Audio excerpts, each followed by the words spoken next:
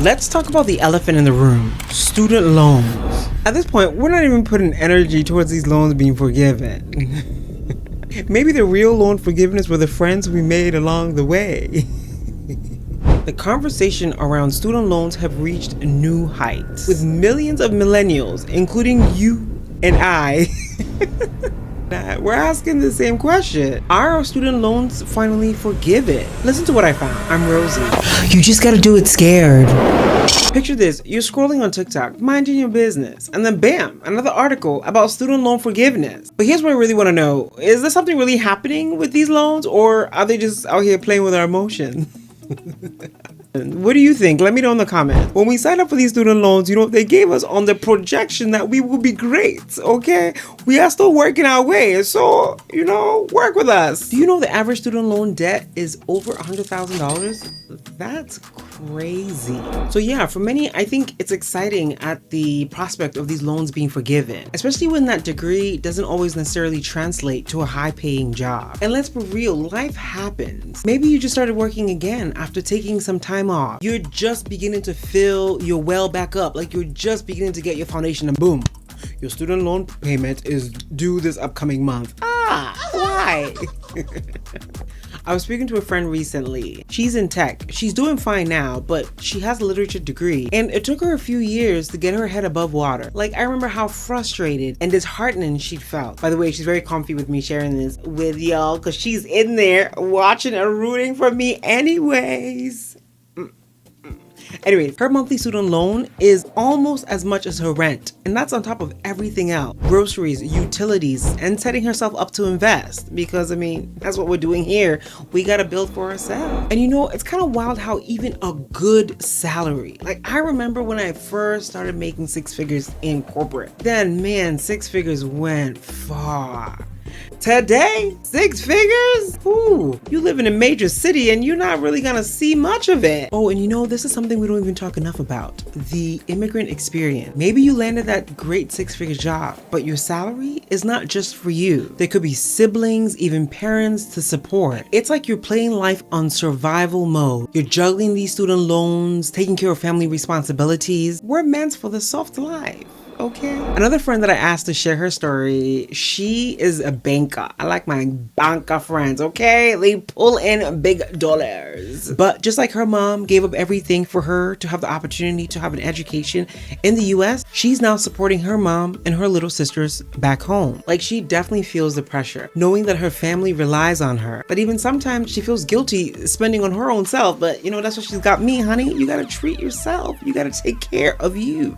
Because if your cup is not full, how are you gonna be able to pour into someone else's? Okay. So yeah, on paper the numbers look good, but in reality her money is stretched, okay? And I could go on with these type of stories. A lot of our immigrant parents come here later in life to afford us more options. So they might actually not have retirement plans, and we might be their retirement plan. When these loan forgiveness initiatives pop up, it's no wonder people get their hopes up and get excited about it. It's like a lifeline, But are these initiatives the real deal or just another false alarm? So I recently found out that the current administration recently announced delivering student debt relief to over 30 million Americans. I hope you and I are part of it all. I'm interested to know how they're kind of choosing who gets it this phase or this time around. So I learned that the type of loan that you have can actually impact your chances of getting this loan forgiveness. So it's important to know that if you have federal or private student loan, or a mix of both, and whether if it's subsidized or unsubsidized. So the notice from the White House that I read said that the Department of Education was emailing 25 million borrowers, and that these emails were going to give updates on this student debt relief. But here's the thing, getting an email doesn't guarantee that you're gonna get this relief.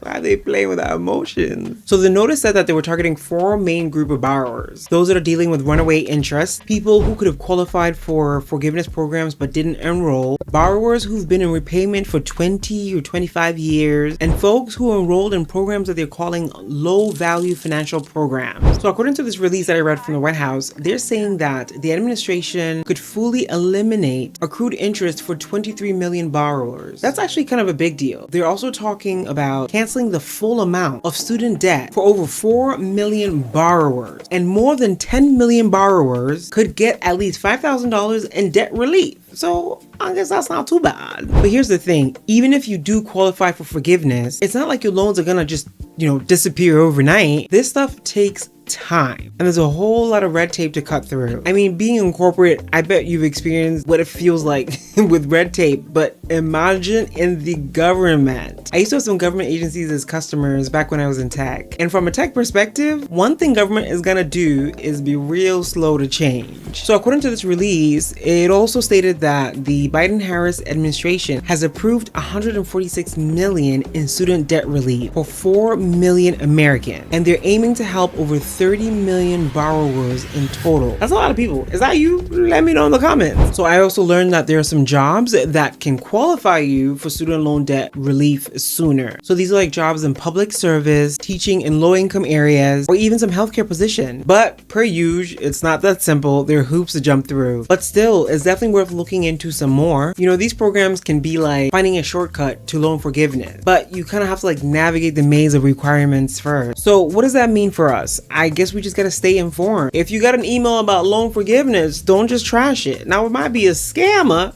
but just make sure it's coming from the right email.gov. So read it carefully and be aware of the type of loans that you have, because what I'm reading, it definitely matters the type of loan, the type of student loan that you have. So I also found out that with all these initiatives, there's still legal challenges. So the new SAVE plan, which was supposed to help with income-driven repayment, was recently blocked by a court. And the regulations for the borrower to defense repayment program, that's also tied up in legal battles. Now let's talk about something that blew my mind. I found a very interesting article where this person shared that they consolidated their loans and it like triggered a forgiveness clause. I had to come on here and ask my people because I don't know anything about that. Have you heard about this? Apparently some folks have had luck with consolidating their loans to actually trigger a forgiveness clause. Now don't rush out here to be doing this. Interest rates are still pretty high right now, but I was intrigued on this article and the comments in there. So I was like, let me ask my people here if they knew anything about this. This is intriguing. Interesting. But have you ever thought about the long-term effect of all this debt? Like, we're talking about a whole generation rethinking buying homes, starting families, or even just taking a vacation without feeling guilty. So what do you think is really bound to happen? I'm interested in your perspective. Let me know in the comments. From my point of view, I kind of see that change towards this is happening, but it's definitely much slower than we'd like. And here's another question. Can it ever be truly fair? Okay, because you have folks that have already paid off their debt, like they struggled and they paid that thing off. Should they get some type of compensation? Overall, it's just an interesting topic. Let me know what you think in the comments. Do you see any potential solutions or challenges? Here's another question for you. I told you this is just really interesting and fascinating when you get to read these articles that are coming out. If you could go back in time, okay, and give your college-bound self some advice, knowing what you know now about the student loan debt, what would it be? Would you choose a different major or go to a cheaper school or skip college altogether? Whew. Let me know in the comments. I'm interested to know what you're using your college degree for. Do you think it was worth the debt? Are you working in the field that you studied, or did life take you in just a completely different direction? I love these type of conversations because sometimes we forget that we have such similar experiences that we could learn from each other. For me, I can see how where I am today is a culmination of my education, but more importantly, my life's experiences.